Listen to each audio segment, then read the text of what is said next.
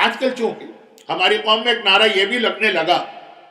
کہ فلاں چیز کا دین سے کوئی تعلق نہیں، وہ تو بزرگوں کے بنائے ہوئے رسم و رواج ہے۔ اچھا، اس میں کئی جگہ پہ بات صحیح بھی ہوتی، وہ بزرگوں کے رسم و رواج ہوتے ہیں، لیکن ایسا بھی نہیں ہے کہ بزرگوں کے رسم و رواج غلط ہیں، بلکہ جتنا میں غور کرتا ہوں ہمارے بزرگوں کے قائم کیے ہوئے 90% رسم و رواج بہت اچھے، وہی مختلف اسلامی احکامات کو ایک سسٹم میں لائے۔ اب جیسے دنیا کی بعض مساجد میں یہ دستور ہے کہ نماز ختم ہونے کے بعد جتنے نمازی ہیں سب وہ ایک دوسرے سے مصافحہ کرتے ہیں، یہ چیز آپ کو حتیٰ معصومین کے حرم میں بھی نظر نہیں آئے گی۔ یہ ہمارے یہاں کا انڈیا اور پاکستان کے یا ایسٹ افریقہ کے کچھ علاقوں کا رواج ہے، لیکن ایک اچھا رواج ہے۔ مصافحے کے ثواب کو ایک سسٹم میں ڈھالا گیا۔ تو اول تو یہ جملہ کہ فلاں چیز تو بھئی وہ بزرگوں کا رسم و رواج ہے، یہ جملہ جو ہے یہ بھی اپنی جگہ پہ اچھا جملہ نہیں، بہت سارے رسم و رواج بہت ٹھیک بھی۔ اب جیسے ابھی امام مظلوم کا اربعین ہوا، تو اب ہمارے یہاں جو سسٹم ہے کسی مرنے والے کو یاد کرنے کا، اس میں مرنے کے بعد سوئم ہوتا ہے، اس کا ذکر ہے بعض روایتوں میں کہ 3 دن مرنے والے کے لیے قبر میں جو ہیں، پھر 10واں ہوتا ہے، پھر 20واں ہوتا ہے، پھر 30واں ہوتا ہے۔ یہ چیزیں شاید روایت میں کہیں پر بھی نہ ہو، لیکن ایک ایصال ثواب ہے، اور اس کو ایک سسٹم میں لانے کے لیے یہ مرنے والے کو یاد تو کرنا ہے، ثواب تو پہنچانا ہے۔ اسلام کہتا ہے جب چاہے اس کو یاد کرو اور ثواب پہنچاؤ، شروع کے دنوں میں زیادہ اس کی یاد ہوگی تو زیادہ ثواب پہنچاؤ، لیکن ایک سسٹم بن گیا کہ 10ویں دن، 20ویں دن، 30ویں دن یاد کیا۔ تو چاہے ہم اس کو بزرگوں کا رواج کہیں، لیکن چیز بنیادی طور پہ اسلام کی ہے، اس کو ایک سسٹم کے اندر لے کر آ گئے۔ لیکن بعض رواج ایسے ہوتے ہیں بزرگوں کے جو دور دور تک جس کا دین سے تعلق نہیں ہوتا، بلکہ جس علاقے میں آدمی رہتا ہے کچھ وہاں کے کلچر کا اثر ہوتا ہے، اور کچھ پرانی خاندانی باتیں ہوتی ہیں کہ بس اسی کے اوپر جم جاتے ہیں اور اڑ جاتے ہیں۔ اب یہ ایک بہت مختلف موضوع ہونے جا رہا ہے، گرچہ سیرت رسول سے یہ موضوع الگ نہیں۔ پیغمبر کو جو ٹف ٹائم مکے میں تبلیغ دین کے شروع میں تھا وہ یہی تھا، جملہ یہ ہوتا تھا کہ الفینا ابانا، ہم نے تو اپنے بزرگوں کو اس طریقے پہ پایا، اور آئے محمد صلی اللہ علیہ وسلم تم ایک دوسرا طریقہ بتا رہے۔ تو یہ سیرت رسول سے یہ بات مختلف نہیں ہے کہ رسم و رواج جب جڑ پکڑ جاتے ہیں تو پھر آدمی صحیح اور غلط کا خیال نہیں کرتا۔ اور چونکہ جو ٹف ٹائم پیغمبر کو تبلیغ کے شروع کے مرحلے میں دیکھنا پڑا، کل کی مجلس میں نے پیغمبر کی زندگی کے آخری واقعات کو بیان کیا تھا نا، جب پیغمبر کے چہرے پہ مسکراہٹ آ گئی، وَأَمَّا بِنِعْمَتِ رَبِّكَ فَحَدِّثْ، اپنے رب کی نعمت کو بیان کرو لوگوں کے سامنے۔ تو جو پیغمبر 23 سال کی محنت کے بعد ایک نتیجہ دیکھا کہ مسجد بھری ہوئی ہے لوگوں سے، لیکن شروع کا ٹائم کتنا ٹف ٹائم تھا۔ ایسا ہی ماحول زمانے کے امام کو بھی ملے گا اپنے ظہور کے بعد۔ میں نے کہا نا کہ پہلے سے میرے ذہن میں تھا کہ کچھ چیزیں میں امام زمانہ کے حوالے سے عرض کروں گا، لیکن پورا عشرہ آپ نے سن لیا، تو اب مجھے فی الحال مناسب محسوس نہیں ہو رہا، لیکن کم از کم یہ بات ہے زمانے کے امام آئیں گے تو ان کو بھی اس قسم کا ٹف ٹائم ملے گا۔ یہ جو غلط باتیں ہمارے معاشرے میں رائج ہو چکی ہوں گی، ان کو جڑ سے اکھاڑ پھینکنا یہ ایک بڑا مسئلہ بنے گا۔ بس اتنا ہی ایک جملہ مجھے امام زمانہ کے حوالے سے عرض کرنا۔ یہاں پہ میں صرف ایک جملہ بڑھا دیتا ہوں جب کبھی اس عنوان پہ بات ہوتی ہے، کہ ہاں ایک تھوڑے سے فرق کے ساتھ، اور شاید یہ بہت بڑا فرق ہے، کہ پیغمبر کو اپنی تبلیغ کے شروع میں یہ جو ایک ٹف ٹائم کا سامنا کرنا پڑا کہ جو رواج معاشرے میں آ چکے تھے، سماج میں آ چکے تھے، جس طرح سے لوگ زندگی گزار رہے تھے، بزرگوں کو دیکھا تھا، وہ طریقے بدلنا ان کو بہت مشکل لگ رہا تھا، بلکہ ان کی عقل میں نہیں آ رہا تھا، چاہے وہ اتنا ہی بےہودہ طریقہ کیوں نہ ہو کہ وہ خانہ کعبہ کا طواف کرتے تھے پورے کپڑے اتار کے، چاہے مرد ہو چاہے عورتیں، سوائے ان لوگوں کے جنہیں قریش کی جانب سے لباس مل جائے، قریش ہیں کعبے کے متولی، وہ جس کو لباس دے، بہت لمبی بات ہو جائے گی، میں ادھر جانا نہیں چاہتا، لیکن ایک عام طواف کرنے والا جب مکے میں آتا ہے تو اس کو اپنے جسم سے سارے کپڑے اتار کے طواف کرنا ہوتا، چاہے مرد ہو چاہے عورت، ایک ہی خاندان کے افراد.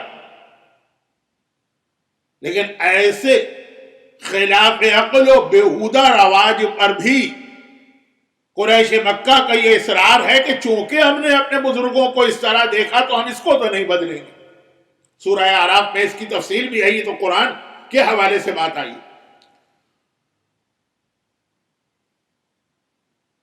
اور جیسے مثلا ایک زمانے تک ہمارے یہاں رواج تھا، اب تو خیر یہ بات ختم ہو گئی، کہ پردے دار اور بچیاں بھی شادی ہوتی تھی، اس کے بعد ایک رسم ہوتی تھی منہ دکھائی کی. اب تو خیر کیا منہ دکھائی کی رسم ہوگی، منہ تو اس کا دیکھا جائے جس کا اس سے پہلے کبھی نہ دیکھا، جس کے منہ کو ساری دنیا دیکھ رہی. لیکن مثلا ایک رسم ہوتی تھی، اور اس وقت کا جو ایک حجاب کا ماحول تھا اس کے اعتبار سے یہ خاصی بہودہ چیز نظر آتی تھی. لیکن نہیں، یہ رسم ہونا ضروری ہے ورنہ خاندان کے بڑے ناراض ہو جائیں گے.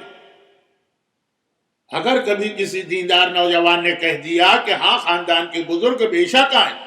لیکن خالو کو میں اجازت نہیں دے رہا ہوں کیونکہ وہ نامحرم ہے، پھوپھا کو اجازت نہیں دے رہا ہوں کیونکہ وہ نامحرم ہے، تو اب خاندان میں جھگڑے شروع ہو کہ واہ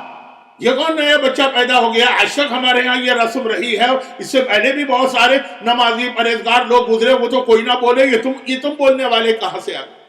یہ رسم و رواج کی طاقت میں بتا رہا. اور اسی میں یہ عرض کر دوں کہ اب یہ منہ دکھائی وغیرہ کی مثال دینا تو خود اس بات کی دلیل ہے کہ مولانا آپ بہت پرانے لگ رہے ہیں، کوئی حضرت نوح کے زمانے کے. آج کے جو نوجوان خطیب آ رہے ہیں وہ تو کبھی یہ مثال نہیں دیں گے. لیکن مثلا آج بھی ہمارے یہاں کتنی شادی کی تقریبات ایسی ہوتی، مجھے خود بھی نہیں معلوم کہ کیا ہمارے یہاں کا سسٹم ہوتا ہے شادی کا، اس کا سسٹم کیا ہے. نماز کا طریقہ آپ مجھ سے پوچھ لیجئے، وضو کا طریقہ آپ مجھ سے پوچھ لیجئے، حج کا طریقہ آپ مجھ سے پوچھ لیجئے، شادی کا طریقہ کار نکاح کے علاوہ مجھے کچھ نہیں پتا. بری پہلے جاتی ہے کہ ساچک پہلے جاتی ہے کہ مہندی پہلے ہوتی ہے کہ وہ چوتھی پہلے ہوتی ہے کہ ولیمہ کس طرح ہوتا ہے، یہ کچھ نہیں پتا مجھے. لیکن جو ہمارے یہاں رسم و رواج ہیں اس کے اندر ایک رسم و رواج میں یہ بھی آج کل بڑھ گیا کہ جی دونوں خاندان کی بچیاں بچوں کے ساتھ مل کر، یہ بچہ بچی تو میں ذرا احترام میں کہہ رہا ہوں ورنہ وہ 18-20 سال کے نوجوان ہوتے ہیں، گانوں کے مقابلے ہوں گے، ڈانس کے مقابلے ہوں گے، ایسی بچیاں کہ عام زندگی میں ہم تصور نہیں کر سکتے. لیکن وہ بھائی کی شادی ہے تو بیگانی شادی میں عبداللہ دیوانے ہو تو بیگانی شادی نہیں ہے، لیکن بیگانی شادی میں بھی دیوانی ہو جاتی، جو عام حالات میں شاید اس کو اچھا بھی نہ سمجھے. کیوں؟ رسم و رواج بڑی طاقت ہوتی. اسی لیے اگر کسی جگہ پہ کچھ لوگ عقل مندی کرتے ہوئے اچھے رسم و رواج قائم کرتے معاشرے میں تو ایک طاقت ہے رسم و رواج میں. یہ اچھے رواج ایسے ہیں کہ اس سے مقابلہ کرنا بھی مشکل ہوتا ہے. اب جیسے میں نے ابھی مثال دی کہ ہمارے یہاں کوئی آدمی مر گیا تو پھر اس کا 100واں بھی ہوگا، 10واں بھی ہوگا، 20واں بھی ہوگا، 30واں بھی ہوگا. یہ رواج جس نے بھی قائم کیا ایک اچھا رواج ہے. مرنے والے کو اس حوالے سے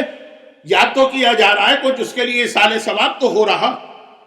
حتیٰ ہمارے یہاں بعض اوقات موومنٹ چلتے ہیں کہ اس کو باہر نکالو، یہ اسلام میں نہیں ہے، لیکن وہ لوگ ناکام ہو جاتے ہیں. ہاں رسم و رواج والے جہاں ذرا کمزور پڑ جائیں کبھی تو ختم ہوتے ہیں. پیغمبر نے بھی عربوں کے کتنے رواج بدل دیے، ہمارے معاشرے میں بھی کتنے ختم ہو گئے. لیکن میں کہہ رہا ہوں یا اگر کرنا ہی ہے تو اچھے رواج کو اپنے معاشرے میں قائم کرو تاکہ کم از کم اس کا ثواب تو تمہیں ملے. جیسے چھوٹی سی اس کی مثال دے دوں، مثال بہت بڑی ہے لیکن وقت کم. اور وہ مثال یہ ہے کہ یقیناً ائمہ طاہرین اپنے زمانے میں بہت زیادہ تاکید کی تھی کہ امام مظلوم کے روضے کی زیارت کو بھی جاؤ اور پیدل بھی جاؤ، جس کو آج کل مشق کہتے ہیں، واکنگ زیارت، walk from Najaf to Karbala. اور یہ تو خیر ہم لوگوں کے لیے جو باہر سے زائر آتے ہیں، جو وہاں کے مقامی لوگ ہیں وہ تو بصرہ سے پیدل آتے ہیں، کہاں کہاں سے پیدل آتے ہیں، کتنے دن پہلے وہ اپنا سفر شروع کر دیتے ہیں۔ تو اب یہ بہت پرانی ایک چیز ہے لیکن ختم ہو گئی۔ کامل الزیارات ایک وہ کتاب ہے جس کی روایتیں بہت ہی زیادہ معتبر ہیں، بلکہ پہلے تو مرحوم آیت اللہ خوئی کا نظریہ تھا کہ اس کی ساری روایتیں معتبر ہیں، پھر بعد میں ذرا سا یہ نظریہ بدلا، اس کی تفصیل کی آج کوئی گنجائش نہیں۔ تو خلاصہ یہ ہے کہ اس میں آپ کو، یہ تو اردو میں بھی ترجمہ ہے اور انگریزی میں بھی ترجمہ، اور تقریباً ویسٹرن کنٹری سے آنے والا ہر آدمی یہ کتاب لے کے آتا ہے کہ کچھ پڑھ کے کچھ معرفت حاصل کر کے جائیں گے۔ تو اب اس میں روایتیں آپ کو ملیں گی کہ واکنگ زیارت کا کتنا ثواب، لیکن یہ سلسلہ ختم تھا، بیچ میں بند ہو گیا۔ خاتم المحدثین یا خاتم المحدثین مرزا حسین نوری نے یہ سلسلہ دوبارہ شروع کیا کہ جی نجف سے لوگ پیدل زیارت کے لیے جایا کریں۔ خاتم المحدثین مرزا حسین نوری نے سلسلہ شروع کیا کہ نجف سے لوگ پیدل کربلا زیارت کو جائیں گے، اور بھائی مرزا حسین نوری شیخ عباس قمی کے استاد بھی ہیں، جنہوں نے شیخ عباس قمی جنہوں نے وہ مفاتی لکھی کہ ہر زائر کے بغل میں کتاب یہ بھی دبی ہوتی، اور خالی زائر نہیں پورے سال اعمال کرنے والے عموماً اس کتاب سے استفادہ کرتے ہیں۔ تو ان کے استاد بھی ہیں اور اسی حجرے میں دفن ہے جہاں شیخ عباس قمی دفن ہے، بلکہ میں الٹا جملہ کہہ گیا، مرزا حسین نوری کا پہلے انتقال ہوا 1319 ہجرہ، شیخ عباس قمی 1361 ہجرہ، 40 سال کے بعد۔ استاد اور شاگرد دونوں ایک ہی جگہ پر ہیں، مولا کے روضے میں جب آپ زیارت کو جاتے ہیں تو عام طور پہ جو باب قبلہ سے مرد داخل ہوتے رائٹ سائڈ کے اوپر جو صحن میں پہلا حجرہ۔ تو غرض یہ کہ یہ سلسلہ اس کو میں رواج تو نہیں کہنا چاہتا ہوں، مجبوراً کہہ رہا ہوں کہ ایک رواج انہوں نے یہ شروع کیا۔ اب کتنا طاقتور ہو گئے، آج زیارت کے درمیان مشق کی کتنی اہمیت ہے۔ اچھا اب یہاں پہ بات روک لیجئے ورنہ میں پھر موضوع سے تھوڑا سا بہک جاؤں گا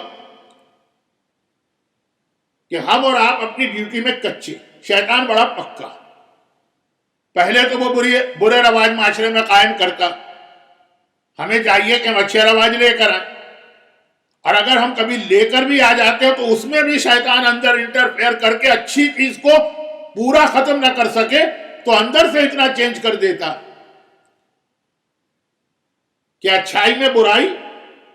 آہستہ آہستہ پینیٹریٹ ہو کے داخل ہو کے اینڈ میں جا کے اس کو برا بنا دیتی۔ تو خیر اب یہ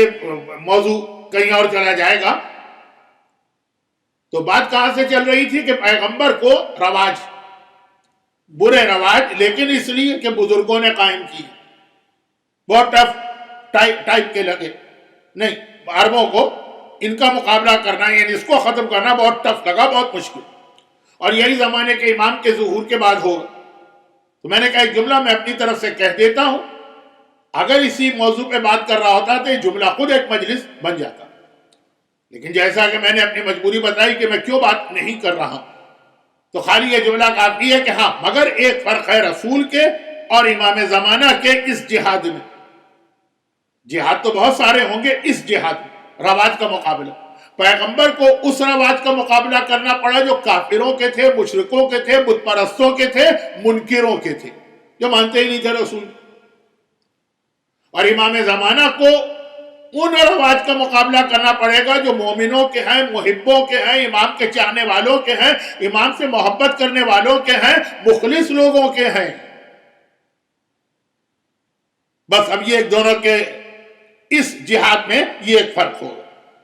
اور یہ وہی فرق ہے جو اصل میں تو پیغمبر اور امام زمانہ کے جہاد کا فرق نہیں، پیغمبر اور مولا کے جہاد کا فرق، کہ پیغمبر جہاد کریں کافروں سے، مولا جہاد کریں ناقصین و قاسقین و مارقین سے۔ اور پھر وہی جو کہ امام زمانہ رسولوں کے سلسلے کے ایک رسول نہیں ہے نعوذ باللہ. ختم نبوت پہ ہمارا ایمان ہے، پیغمبر میں سلسلہ ختم، وہ امامت کے سلسلے کی ایک کڑی ہے. تو جو جہاد مولا والا ہے وہی جہاد امام تک پہنچے گا.